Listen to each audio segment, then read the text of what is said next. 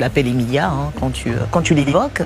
Quelle est, à ce jour, votre situation à tous les deux? Nous sommes séparés. Et définitivement. En fait, le mariage est la seule institution divine. Je ne me suis pas marié par hasard. Il y a des hauts et des bas. Moi, je suis d'accord qu'on se sépare, mais par rapport à des choses réelles. Moi, je me réveille, on m'attribue des relations avec des maîtresses que j'ignore même que j'avais des relations avec elles.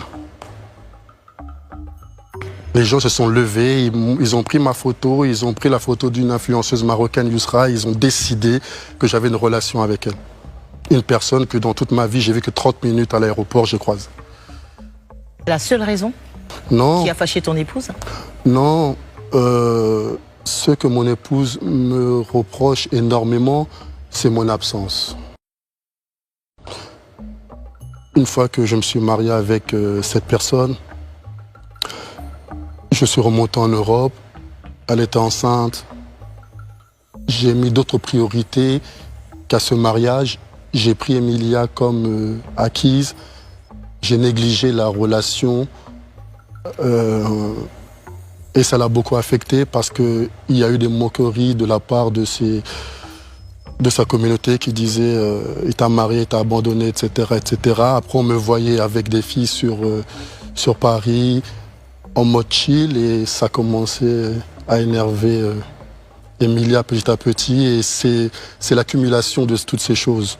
Mais est-ce que tu comprends aujourd'hui la réaction de Emilia par rapport à tout ça? Non seulement je comprends, voilà pourquoi je reste silencieux. Les gens regardaient ces réactions, mais ils ne connaissaient pas mes actions. Quelles étaient tes actions?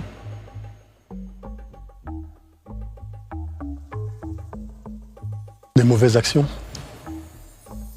C'est que, au départ, jusqu'à notre mariage, c'était ma priorité, et sans le vouloir et sans m'apercevoir, je faisais en sorte de plus faire des efforts que j'aurais dû faire dès le début du mariage. Et les commentaires, les avis, les critiques extérieures n'ont pas aidé mon mariage à... C'est uniquement ça, ta part de responsabilité dans cette histoire? Oui. Parce que lorsque je parle avec elle, les seules choses qu'elle me reproche, c'est « tu m'as abandonné, lésé, humilié, trompé ». Ce sont ces phrases. Est-ce que tu l'as trompée? Non. Avec la réputation que les gens t'ont donnée, en tout cas. Qu'est-ce qui prouve que tu es dans la vérité? Mais ma voix. Je suis pas convaincue. Ça nous emmène à nous poser la question de savoir si tu n'as jamais aimé véritablement Coco Emilia. Est-ce que ton amour pour elle que tu nous clames, avec en tout cas une sincérité apparente, est ton amour vrai? Sur Emilia?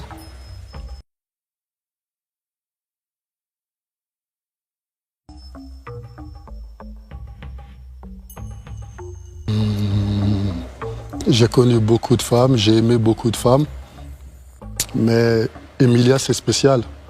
C'est... La dernière fois, je l'ai appelée, je lui ai dit « M'aimer t'énerve, t'aimer m'énerve, mais on a un amour naturel. » Je ne fais pas d'effort d'aimer Emilia. Emilia, si elle pouvait prendre mon amour et le balancer, elle aurait balancé tout de suite. Et moi, de même. Je ne cesse de dire que nous sommes deux fragments d'une seule pièce. J'ai toujours su que lors de mon mariage coutumier avec Emilia, je me suis soumis à tous les rituels de la tradition Bamileke.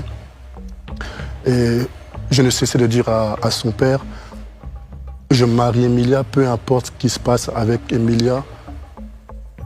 J'ai vu la tombe de ses grands-parents. Et j'ai dit à Emilia, tu vois, je t'épouse parce que je sais que j'ai envie de veiller avec toi et il faut qu'on soit enterrés côte à côte. Et j'ai dit à son père, quoi qu'il arrive entre moi et Emilia, je réclamerai toujours le corps d'Emilia pour qu'elle soit enterrée au Congo auprès de moi. Si on se sépare dans ce monde, en tout cas dans l'au-delà, moi je la récupérerai. Ça veut dire que tu l'aimes encore? C'est même pas que je l'aime ou je l'aime pas, elle est dans mon ADN. Chaque parcelle de mon être appartient à cette femme. C'est naturel, sinon je l'aurais pas épousée. La dernière fois que vous vous êtes parlé, c'était quand? Avant-hier. Et vous avez parlé de quoi? Non, brièvement, je lui ai seulement dit que j'ai envoyé les affaires de la petite. Elle m'a dit merci et je coupe. Et la dernière fois que vous vous êtes vus, c'était au Cameroun. Comment ça s'est passé? J'ai réalisé que le but de l'amour, d'une relation amoureuse, c'est d'être avec une personne qui vous aime réellement, sincèrement, profondément. Je savais que cette personne-là m'aimait, mais je n'avais pas pris conscience à quel point cette personne m'aimait réellement. Je l'ai épousée, on s'est mariés par amour des deux côtés, on sait qu'on s'aime, mais je n'avais pas jaugé à quel point son amour était à mon égard. Elle était dans sa voiture et je lui dis ouvre, je vais rentrer. Elle dit non, elle ouvre, elle baisse la vitre et elle est en train de pleurer. Je lui dis mais la première question, je lui dis mais pourquoi tu m'aimes autant comme ça? Elle a tourné la tête et je n'aime pas la voir dans cet état parce que c'est pas comme si elle aimait une personne qui ne l'aime pas. Elle aime une personne qui lui porte le même amour, mais qui ne lui montre pas de la même façon. On va s'intéresser un tout petit peu à tout ce qui s'est passé sur Internet, tout ce qui a été dit concernant le mariage et même sa célébration, à commencer par la bague. Il a été révélé sur Internet que la bague de promesse, c'est bien cela, offerte à Coco Emilia, qui était censée être en diamant, ne l'était pas en réalité. Quelle est ta version? Sur les bêtises d'Internet, il n'y a que ma version qui prime.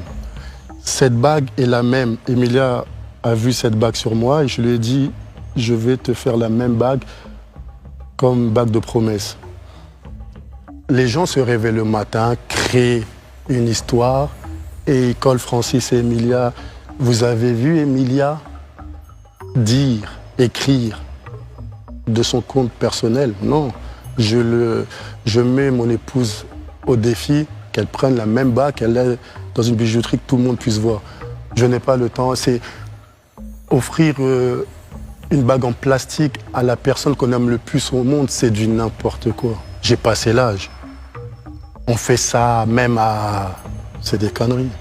Mais on dit surtout que tu lui as offert cette bague entre griffes en plastique parce que tu n'aurais pas les moyens de lui acheter une vraie bague en diamant. On dit aussi qu'elle a financé le mariage aussi. C'est ça, j'allais poser la question. Qui a financé le mariage? Il s'appelle Francis Vemba, à 100%. Avec son propre argent? Avec son propre argent, j'ai déposé... en fait, cette rumeur a commencé bêtement. C'est lorsque j'ai déposé l'argent à Paris pour qu'on lui remette l'argent en francs CFA sur place, par Marcel, un ami à Coco. Il y avait déjà du monde déjà chez elle qui préparait déjà le mariage et il voyait Emilia donner les avances, sans savoir que c'est moi qui déposais ces avances à Paris pour qu'on puisse bloquer, etc. J'ai dit, moi, je te dépose les avances et toi, tu payes les personnes sur place. Ensuite, entre-temps, on a eu une proposition, c'était des Libanais, je crois. Ils voulaient financer le reste du mariage et interdiction d'avoir des téléphones. Ils voulaient avoir l'exclusivité, etc. J'ai dit, bon, tu organises. Et au dernier moment, Emilia et eux, je ne sais pas comment, ils se sont pas entendus. On était juste niveau timing. Et c'était difficile avec le Covid en Europe, etc. Donc j'ai dû faire des transferts d'un compte espagnol vers le compte d'un de ses amis. Et on m'a mis du cash à disposition sur place. Mais je sais qu'en décembre, lorsqu'on a commencé à se séparer, je parlais avec une de ses amies qui m'a dit, tu sais que Coco avait participé au mariage à hauteur de 2 millions de francs CFA. Je ne savais pas.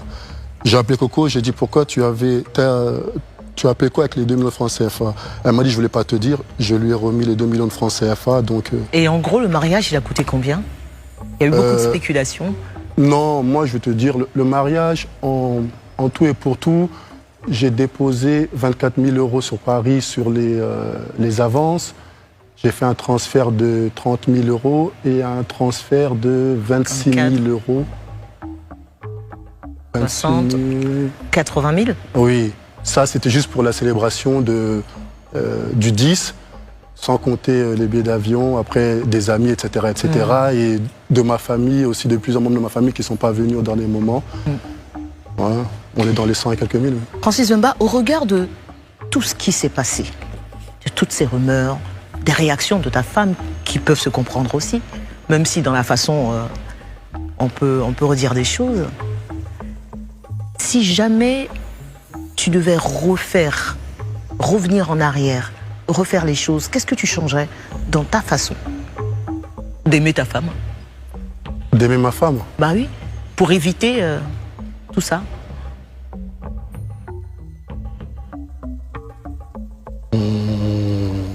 Si je devais revenir en arrière, je n'aurais pas fait un mariage avec autant de monde que je regrette aujourd'hui, parce que j'ai réalisé qu'ils étaient à mes côtés, mais pas de notre côté. Il y a plein de personnes qui n'auront pas assisté à mon mariage parce que...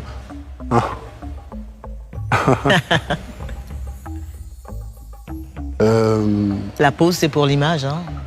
Ouais, j'ai vu, j'ai dit, mais je connais cette personne. Si c'était à refaire, j'épouserais la même personne dans 10 000 vies, ça aurait été elle, que elle et que elle. Pas parce que c'est pas qu'elle est mieux que les autres ou plus belle que les autres, c'est que c'est la personne qui me correspond le mieux. Ouais. Est-ce que tu as des regrets aujourd'hui? On n'avance pas avec les regrets, mais j'ai appris. Et comme je dis, je remets ce mariage entre les mains de Dieu parce qu'on est séparés aujourd'hui. L'avenir appartient à Dieu. On peut se remettre dans 1 an, dans 10 ans, dans 20 ans. Mais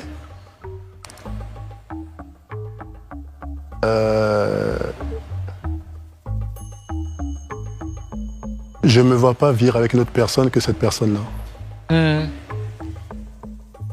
Avec son sale caractère, ça bouge pointu d'un poli. Dans ta famille, tout le monde n'est pas forcément pour cette union avec Coco et Mia, notamment certains de tes enfants, qui font aussi des posts sur les réseaux sociaux, certainement pour te défendre hein, des propos d'Emilia. Qu'est-ce que tu penses de tout ça, de cette guéguerre? En fait, il n'y a pas de guéguerre, c'est... Lorsqu'Emilia poste des choses, c'est à chaque fois, par exemple, on va lui envoyer que je suis avec une fille, par exemple, quelque part. Elle va sortir, elle va commencer à écrire, m'insulter de tous les noms. Moi, c'est pas que... Chacun a son comportement.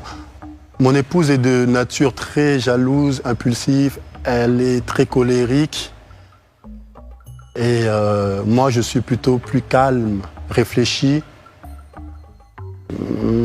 Mais pourquoi tu t'affiches avec des filles si tu sais qu'elles n'aiment pas? Non, c'est pas que je m'affiche avec des filles ou qu'elles n'aiment pas, c'est que j'ai 40 ans, j'ai des amis. Hier, on était au restaurant ensemble, on rigolait. Ouais. Ça, c'est... Je ne vais pas... il n'y a rien. Tu comprends? J'ai des amis, j'ai des sœurs, des cousines, des relations, des... Voilà, c'est... on n'arrive pas aussi loin dans la relation. Arrivé au mariage, j'aurais pu me marier 1000 fois avant elle. Justement, ça se racontait que tu t'étais déjà marié traditionnellement avec d'autres femmes.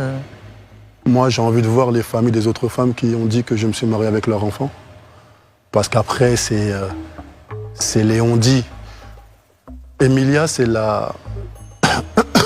Pardon, c'est la seule personne que j'ai fait l'effort d'aller jusqu'à... sa famille, son pays, que je voulais plus remettre les pieds, même si j'avais des... Non, moi, Pourquoi? Ce n'est pas un pays qui me porte bonheur. Le Cameroun? Non. Pourtant, tu y as trouvé ton épouse, non? Ouais, Dieu, il est assez... ironique. Ouais. Ce n'est pas un pays que je voulais remettre les pieds et je me force à chaque fois d'y aller parce que il y a une partie de moi là-bas, en la présence de cette femme et de ma votre fille, enfant. mon fils aussi maintenant. Qu'est-ce que tu n'aimes pas au Cameroun? En fait, je n'aime pas perdre. Et j'ai perdu trop de choses au Cameroun et ça me dérange de ne pas pouvoir les récupérer. C'est quand ces imbéciles d'Internet sont en train de parler, je leur dis il faut aller voir au ministère des Transports de votre pays. Vous allez voir que j'ai plus de 400 000 euros de matériel que je ne calcule même pas. On ne regarde. Moi, j'ai des soucis de riches, pas de pauvres. Moi, j'ai des soucis pour récupérer mes investissements au Cameroun que j'arrive pas à récupérer. Et le fait d'y être, déjà, ça m'énerve parce que je ne peux pas aller en justice avec la personne. Je peux rien faire parce que elle a des appuis politiques assez solides pour l'instant. Mais malgré tout, je suis quand même venu par rapport à Emilia et je pense que si elle avait eu son visa, Emilia, je ne pense pas qu'elle aurait remis les pieds au Cameroun. En tout cas, c'est ce que je lui disais de toute façon. Le procès, on en parle? Le procès, c'est... Emilia a demandé le divorce en Europe et ils ont renvoyé le divorce. Ils n'ont pas donné suite. Je suis congolais, elle est camerounaise. C'est un mariage de droit camerounais qui n'a pas été déclaré en France. Donc, la justice française était incompétente de pouvoir gérer ce dossier et maintenant, libre à elle de continuer ses actions sur son territoire. à l'heure où on parle, toi et moi, il n'y a pas de procédure de divorce en cours. Même s'il y a une procédure de divorce dans son pays, elle va divorcer seule. Et si elle y arrive, je repartirai la remarier. Tu n'as pas arrêté de regarder cette image de ta femme, en tout cas officiellement, c'est toujours ta femme, Coco Emilia, avec des yeux d'amour, c'est sûr. Si tu avais, à cet instant précis, quelque chose à lui dire en la regardant, droit dans la photo, pour ne pas dire dans les yeux, ce serait quoi? Qu'elle puisse se ressaisir, d'arrêter de boire de l'alcool par rapport à sa santé, de se concentrer sur ses affaires parce que il faut qu'elle reste focus sur le business et qu'elle se concentre. Tu penses qu'elle regrette d'avoir dit oui à ta demande en mariage aujourd'hui? Qu'elle regrette ou qu'elle regrette pas, c'est pas mon problème, c'est déjà fait. Et le regret, n'a pas de place entre elle et moi parce qu'on ne s'est pas marié par hasard. C'est avant de se marier, cette personne était d'abord mon amie, c'était ma confidente. Chacun avait sa relation de son côté. Elle me racontait ses histoires, je lui racontais mes histoires. Et je connais très bien cette personne. Par exemple, là, si je sors et j'ai un accident, je sais que si il me manquait quelque chose, elle ne va pas hésiter à me donner... Comme un organe, par exemple? Ouais, elle n'hésitera pas. Ça, c'est ma photo préférée. On se ressemble, elle et moi. C'est la seule fois où tu buvais de l'alcool, c'est ouais. ça? Ouais. Coco Emilia, en tout cas, il se raconte qu'elle a perdu énormément de choses après son mariage avec toi. Comme quoi? Comme par exemple le droit de voyager, d'avoir un visa. De moi, que j'ai donné des faux papiers, etc. Il faut parler, hein. Tu n'as pas donné de faux papiers? Non, je n'avais même pas besoin de donner des papiers par rapport au visa d'Emilia. C'est une personne qui a toujours eu des visas long séjour pour l'Europe. Elle n'a besoin de personne. Je ne suis pas camerounais. Au Cameroun, elle a besoin de personne pour venir en Europe. C'est juste qu'il y a eu de la mauvaise foi de pas mal de personnes autour pour lui empêcher de me rejoindre sur l'Europe. Tu es toujours amoureux de ta femme, mais elle a décidé, elle, de prendre un autre chemin, en tout cas pour l'instant. Vous êtes séparés. Est-ce que toi, tu te considères aujourd'hui comme un cœur à prendre? Il n'y a rien à prendre. Non, c'est pas ça, c'est... Quand je regarde cette photo, je vois deux personnes qui s'aiment dans une histoire inachevée. Ce n'est pas le moment de vivre cet amour. Tu gardes espoir. Non, moi je ne suis pas un homme qui garde espoir. Je ne vis pas d'espoir. Moi je prends ou je laisse. Il n'y a pas d'espoir dedans. En tout cas, pour l'instant, tu n'as pas laissé. On l'a bien compris. Non, on n'est même pas dans laisser. Quelque chose qui t'appartient est à toi. Qui vit en ce moment dans ta maison à Monaco? Depuis septembre, personne. Toute l'année dernière, j'étais seul avec Chelsea. Voilà pourquoi je suis tout le temps accroché à elle. Les gens ils pensent que je la favorise aux autres. Pas du tout. Les autres sont avec leur maman. C'est la seule qui est restée avec moi à l'école là-bas. Et cette année, comme j'ai prévu pas mal de voyages, elle est repartie chez sa maman juste pour une année. Ma collègue Chelsea. Et quoi tes rapports avec les mamans de tes autres enfants? Ce sont de très jolies femmes. Elles m'ont donné des enfants. Je les aime énormément, je les respecte parce que c'est difficile. J'assiste à leur accouchement, je vois la douleur, les pleurs. Je remercie ces femmes d'avoir pris le risque de leur vie pour me donner ces enfants. On a de très bons rapports. Maintenant que je me suis séparé d'Emilia, les rapports sont devenus encore mieux. Ce sont devenus mes collègues en ce moment. Là, on parle bien. Là, elles savent que maintenant, il n'y a plus de... Il paraît que tu as un enfant même au Cambodge, c'est vrai? Oui, j'ai un enfant. Mais elle est à Paris, avec une Cambodgienne, tout à fait, oui. Très jolie dame même. Qu'est-ce que ta mère, elle dit de tout ça? Comment elle réagit dans toutes ces histoires de cœur de son fils, du mâle dominant? D'accord avec toi déjà? Est-ce qu'elle te soutient malgré tout ou elle est du genre à te tirer les oreilles sur... Non, elle me regarde, elle me dit tu es comme ton père. Avec déception ou... Non, parce que tous mes enfants sont ensemble, se connaissent, c'est une famille. Dès que j'ai un enfant, j'appelle ma mère, je dis tiens, il y a un autre pour toi là. Comme ça? Il y a un autre pour toi là. Elle rigole, elle me dit ramène-moi mes enfants. Elle prie pour tous mes enfants. Elle m'a demandé de ramener Emilia et Sophie récemment. Elle est très malade, elle m'a dit fais le nécessaire pour me ramener Emilia et Sophie, parce que Sophie c'est le prénom de sa mère. Emilia, j'ai une affection particulière pour Emilia par rapport à toutes les autres femmes que j'ai pu rencontrer parce que je lui ai donné ce que j'ai de plus cher au monde. Je lui ai donné le nom de mon défunt père. C'est la seule chose qui m'est laissée. Et j'ai donné à notre enfant le prénom de ma grand-mère qui m'a élevé. Donc en cette personne, il y a deux choses qu'elle a avec elle qui comptent plus que l'argent, plus que tout. Si je regarde ce mariage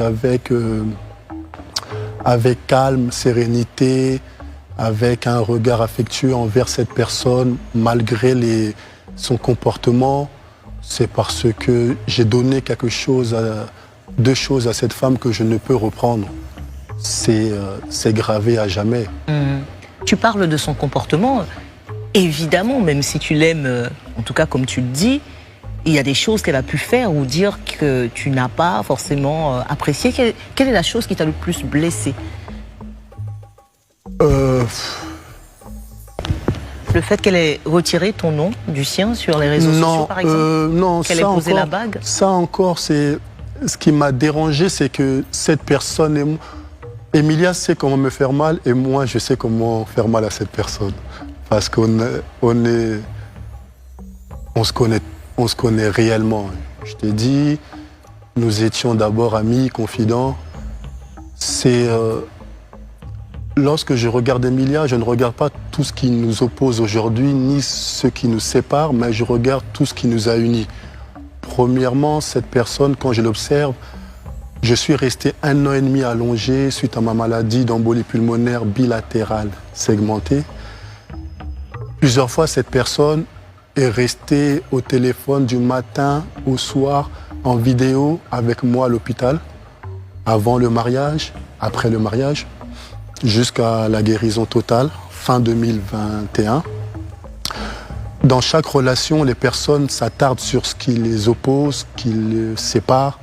Moi, comme je dis à mes enfants qui me regardent, vous êtes les enfants de Francis, c'est ce qui vous unit.